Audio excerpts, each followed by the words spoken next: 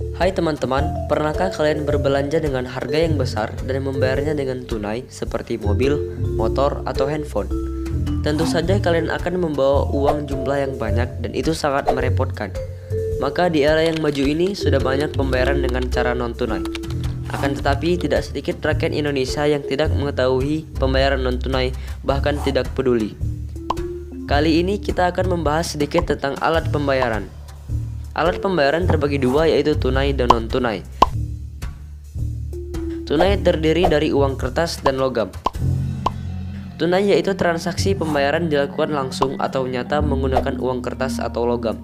Akan tetapi, jika kamu mempunyai uang yang banyak, akan merepotkan untuk dibawa ke sana kemari.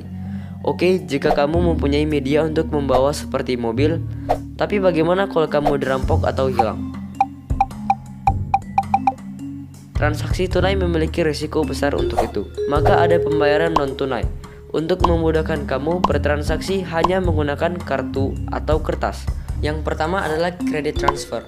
Kredit transfer adalah perintah mentransfer uang pinjaman dari bank atau kredit ke orang yang dituju. Yang kedua adalah debit transfer.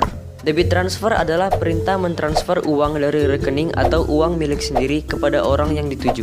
Bahkan kamu bisa menggunakan mobile banking yang ada di smartphone-mu untuk bertransaksi lebih cepat, tepat, dan di mana saja. Berikutnya kita membahas tentang sistem pembayaran. Sistem pembayaran merupakan sebuah sistem yang mencakup seperangkat aturan, lembaga, dan mekanisme atau cara yang dipakai untuk melaksanakan pemindahan dana, uang, guna memenuhi sebuah kewajiban yang timbul dari sebuah transaksi atau kegiatan ekonomi. Sistem pembayaran berevolusi dari yang paling sederhana menuju ke paling kompleks seperti hari ini. Kita tahu, awal manusia muncul, sistem pembayaran dilaksanakan dengan barter, yakni bertukar dari satu barang dengan barang lain. Kemudian orang mulai menggunakan mata uang, dalam hal ini adalah mata uang komoditas. Kemudian sistem berkembang, akhirnya orang menggunakan uang kertas. Dan hari ini kita mengenal berbagai sistem pembayaran yang kompleks, mulai dari sistem pembayaran uang tunai, uang giral, sampai dengan sistem pembayaran digital. Jenis sistem pembayaran. Sistem pembayaran terbagi menjadi dua kelompok besar. Pertama, sistem pembayaran tunai. Yang kedua adalah sistem pembayaran non-tunai. Sistem pembayaran tunai merupakan sistem pembayaran yang berlangsung dengan menggunakan uang kartal, yakni uang sah atau uang resmi yang diakui oleh negara. Pembayaran dilakukan secara langsung pada saat terjadi transaksi dengan menggunakan uang, baik uang kertas ataupun uang logam. Sedangkan sistem pembayaran non-tunai merupakan sistem pembayaran yang menggunakan uang non-tunai atau uang selain uang kartal atau uang yang lebih sering kita sebut sebagai uang giral.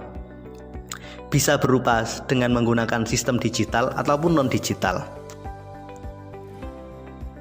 Peran Bank Indonesia dalam sistem pembayaran. Kita tahu bahwa Bank Indonesia memiliki 3 peran dalam sistem pembayaran. Pertama sebagai regulator, yang kedua operator, dan yang ketiga adalah sebagai pengawas. Dalam konteks peran sebagai operator, Bank Indonesia lebih berperan dalam sistem pembayaran non-tunai.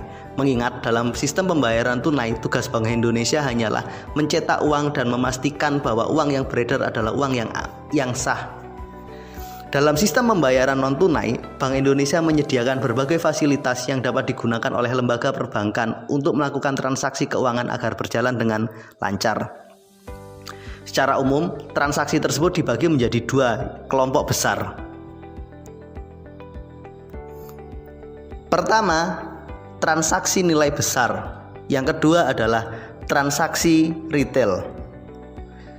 Transaksi nilai besar memiliki karakteristik bahwa transaksi yang bersifat penting dan urgen atau segera harus dilaksanakan. Nilai transaksi ini adalah lebih dari 1 miliar dalam satu kali transaksi. Transaksi ini melibatkan individu ataupun korporasi yang melakukan aktivitas keuangan yang membutuhkan layanan yang cepat. Terkait dengan transaksi ini, BI memiliki beberapa layanan, misalkan BI RTGS, BI SSSS, dan BI ETP. Ketiga layanan tersebut merupakan layanan yang disediakan oleh Bank Indonesia untuk memperlancar aktivitas transaksi nilai besar ini. Sedangkan terkait dengan transaksi retail, yakni memiliki karakteristik transaksi tersebut dilaksanakan oleh individu, memiliki kuantitas yang banyak, namun nilai transaksinya kurang dari 1 miliar. Terkait dengan transaksi ini, Bank Indonesia hanya menyediakan satu fasilitas, yakni Sistem Clearing Nasional Bank Indonesia atau SKNBI. Demikian pemaparan materi kali ini, mudah-mudahan bermanfaat. Terima kasih.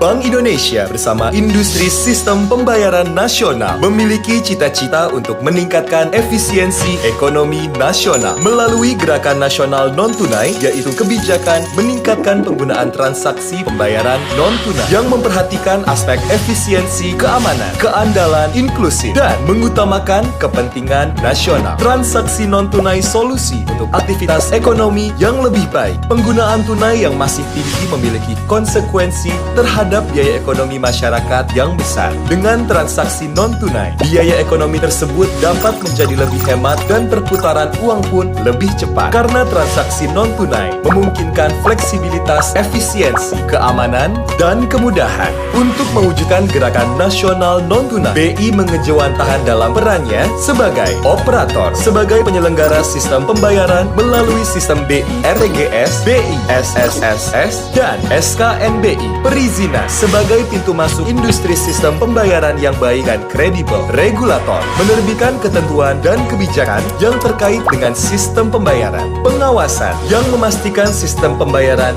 yang aman, efisien, andal, dan memperhatikan aspek perlindungan konsumen. Fasilitator yang memfasilitasi industri pembayaran untuk lebih inovatif dan sinergis dalam mengembangkan sistem pembayaran yang sesuai dengan kebutuhan masyarakat. Hasil dari kolaborasi Bank Indonesia dengan industri sistem pembayaran nasional untuk mendorong transaksi non-tunai yang telah dirasakan selama ini, antara lain Self-Regulatory Organization yang menjadi cikal bakal kemandirian industri sistem pembayaran nasional, upaya penciptaan standar nasional kartu ATM debit untuk meningkatkan keamanan dan efisiensi industri ATM debit, inisiasi awal interkoneksi ATM melalui kolaborasi dua pelaku utama nasional,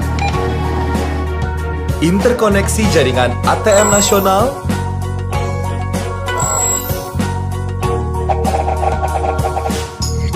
interkoneksi uang elektronik berbasis server untuk mendorong layanan keuangan digital, interkoneksi penerbit uang elektronik berbasis chip pada sektor transportasi publik sebagai killer application pada bis Transjakarta, kereta bandara, dan kereta komuter. Rencana ke depannya, Bank Indonesia akan mengembangkan uang elektronik sebagai sarana bantuan pemerintah atau G2P. Program edukasi bersama Bank Indonesia bersama industri pembayaran nasional untuk semakin meningkatkan awareness masyarakat terhadap transaksi non-tunai. Serta implementasi edisi bersama satu mesin untuk semua kartu debit. Era kemajuan teknologi dan globalisasi merupakan tantangan bagi Bank Indonesia agar selalu meningkatkan keamanan, efisiensi, penguatan, dan interkoneksi sistem pembayaran yang dapat dinikmati oleh masyarakat. Dari Bank Indonesia untuk rakyat Indonesia, mari wujudkan masyarakat yang bertransaksi secara non-tunai.